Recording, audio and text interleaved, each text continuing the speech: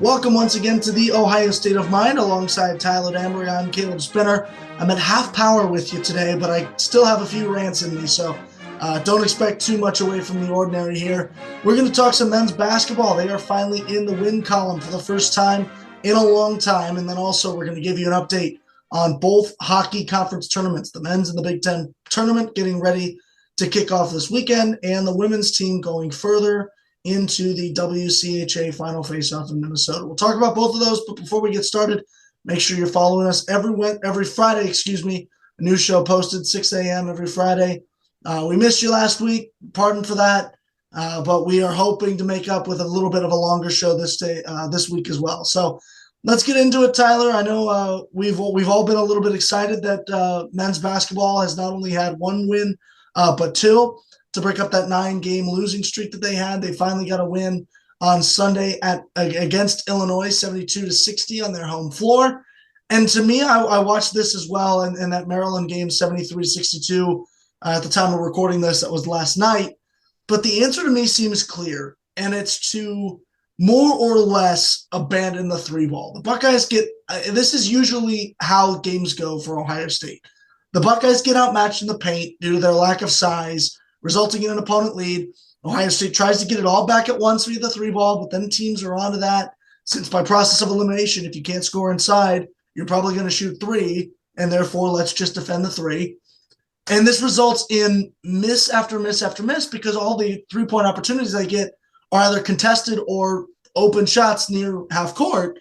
And during that 9-game losing stretch, there were only 2 games in which the Buckeyes shot over 40% from three. The rest ranged from 34% all the way down to 0.71% from three at home against Northwestern. So against Illinois, though, Ohio State, they used Felix Okpara instead of Zed Key. They were able to get that big freshman in. He got into the game early. They prioritized the inside shot. You saw the same thing against Maryland last night, too. They made good passes. They made 90% of their free throws. 11 of 11 at Iowa 3 games ago, but the 90% was only the 4th time in all 29 games this season, which the Buckeyes shot at that clip or above. Long story short, Tyler, I think the three ball needs to be the secondary priority until Ohio State is able to get more and more consistently accurate from the free throw line and inside.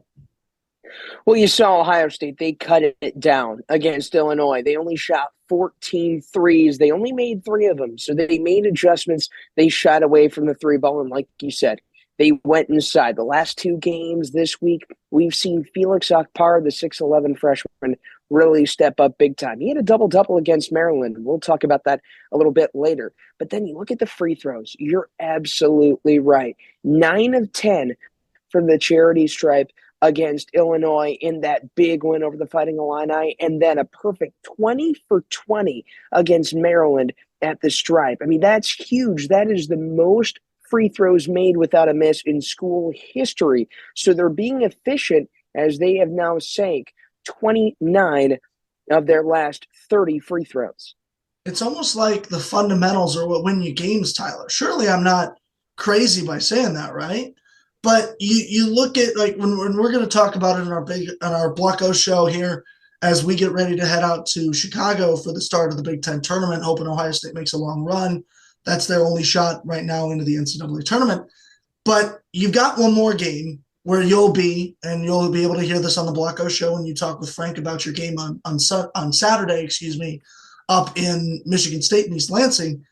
But it seems like even if it took them a while to find it, this formula, this consistent formula that we've now seen against Illinois, against Maryland most recently, and potentially against Michigan State, I can't see into the future, so maybe it sticks, maybe it doesn't. But even if it took you a majority of the end of this season to find that out, it seems like this might be your key to at least making a deep run in the Big Ten tournament, if not winning the whole thing. Absolutely. We're seeing this team a little bit more comfortable, a little bit more aggressive. They know that they pretty much have to win out every single game that they play in, because in order for them to make the tournament at 13-17, Caleb, they're going to have to win out, and they're going to have to win the Big Ten tournament. So they're going to have to play aggressive. They're going to have to play fundamentally sound. And yet a guy that has matched that in the month of February and into March, freshman Bruce Thornton, he said that January was a little bit of a swoon for him he started to hit a little bit of a rough patch, but then February came around and he has not looked back since. And I think Bruce Thornton is one of the keys to success if Ohio State wants to make this record-setting surge in March. He's averaging over 13 points and shooting 58% from the field over his last 8 games. Well, I hate to break it to him, but January is a swoon for everybody on that team, including Chris Holtmann. But Ohio State at Michigan, that closes out the regular season for both of those teams, the Spartans and the Buckeyes, on Saturday, March 4th at 1 p.m. Or excuse me, at noon, right? At noon, excuse me. I don't know why I had 1 p.m. down here. I think I forgot to add the 2 at the end of that. But at noon on SGSR TV, Tyler, you'll be up there at East Lansing. Subscribe on YouTube to listen to that. If you're watching this on SGSR TV on YouTube, just scroll down and click the red button. Caleb, you meant to just say noon Central Time. I think that's what you were trying to say. Yeah, you know what? I don't know why I try to backtrack these things, because every time I backtrack something, you come in with a perfectly plausible excuse and you cover me. Yeah, these are for our listeners in the Central Time Zone, for our Midwestern friends. We're just thinking of you guys. That's all we're doing. We're just thinking of you guys. But speaking of thinking of others here, aside from basketball, let's focus on hockey. Number 1 women's hockey, we'll start with them. They advanced to the WCHA Final Faceoff in Minneapolis, Minnesota, after a 2-0 series win against number 8 Bemidji State over the weekend. The Buckeyes will take on Minnesota Duluth on Friday, March 3rd at 2 p.m. That's later today. In a rematch of last year's national championship game. You can listen to that Block O show preview of the WCHA Final Faceoff featuring our crew, Zachary Rodier and Connor Imes, right now on SGSR TV and the SGSR Podcast Network. Ohio State ultimately took care of the Beavers, but it wasn't by as wide of a margin as we're used to seeing. Does this concern you at all, entering a harder portion of the tournament in the postseason, or was it just that Bemidji State's goaltender Hannah Hoganson was out of her mind in the first 2 games against Bemidji State? She was the main reason why Bemidji State stayed in that game, because I am not concerned at all if I'm head coach Nadine Mozzarella, Caleb, because of the shot margin.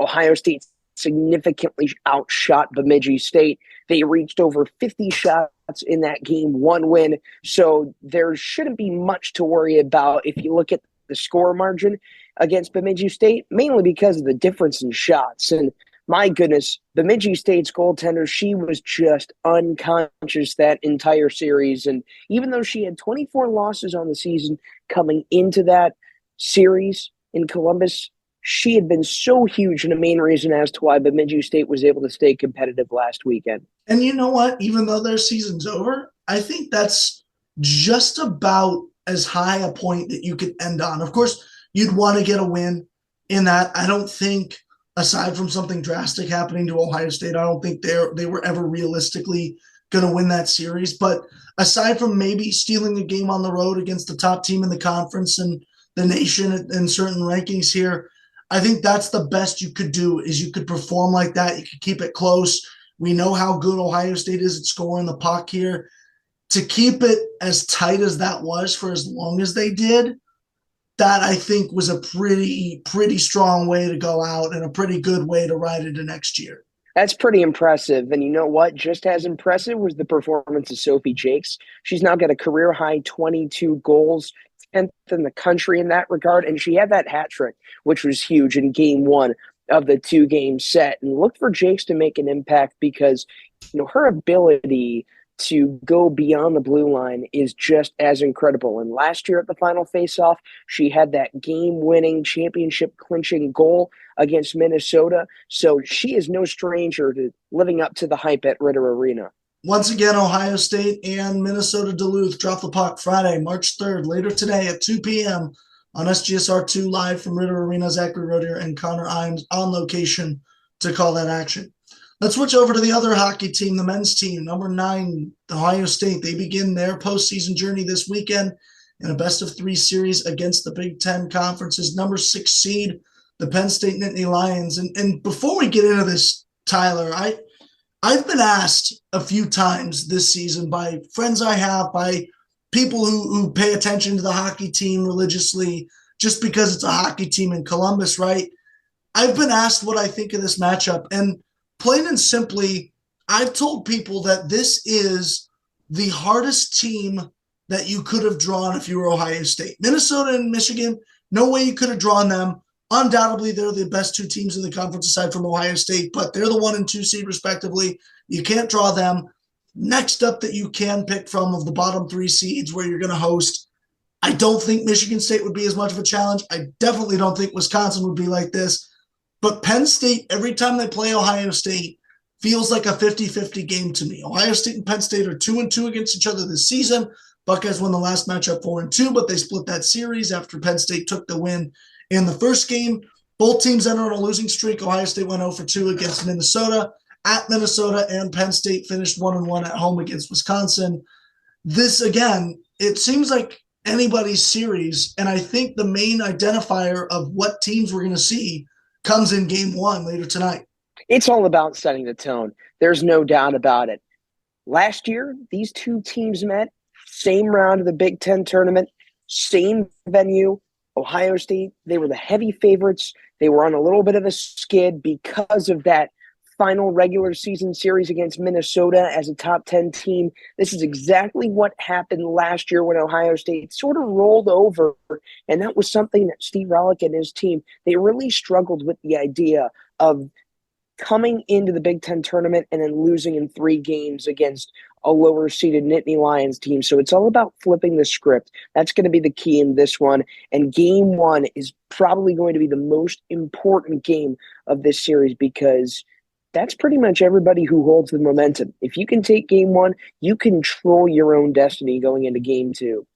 Now, Penn State doesn't change much from last year. Of course, they lose goaltender Oscar Audio. They lose a few other of their graduate students and their seniors, but they're bringing back pretty much everyone from that roster, including all of their goal scorers in that series as well. Meanwhile, for Ohio State, you look at the differences for the Buckeyes.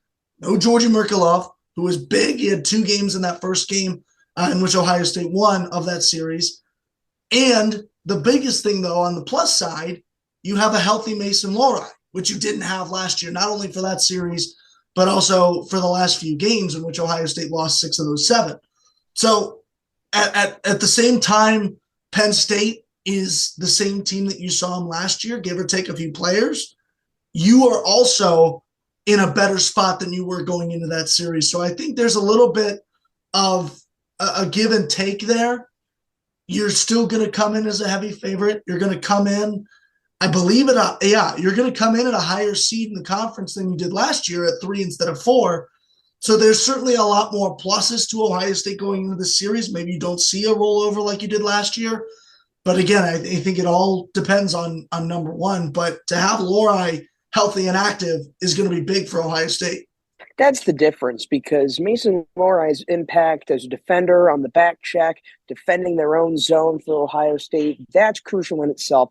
But then also, it goes without being said, the difference that he makes on the power play. He's got over 15 assists on the man advantage. So he makes that big impact when Ohio State is a player up, and that's crucial. Because you hear head coach Steve Rollick talk about it all the time, the need to get the special teams going, to keep success moving on the power play. And Mason Lohrei, he's a huge guy that is able to make that difference.